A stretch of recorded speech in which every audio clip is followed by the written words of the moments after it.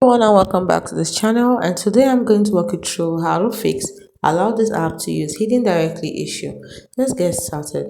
Now for Android devices, what you do is go to settings and then scroll down and select security and privacy or lock screen and security. Next you look for special app access or special permission. Select install unknown apps or unknown sources. Then find the app that's causing the issue and toggle the switch to allow you to install unknown apps. It's as simple as that. For specific apps, what you do is check app settings.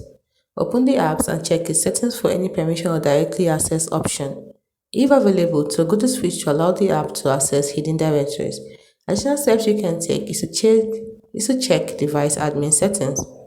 Ensure the app is restricted by device admin settings and temporarily disable any app that might be interfering with the app functionality. If issues persist, consider contacting the app support team or device manufacturer for further assistance. Thanks for watching.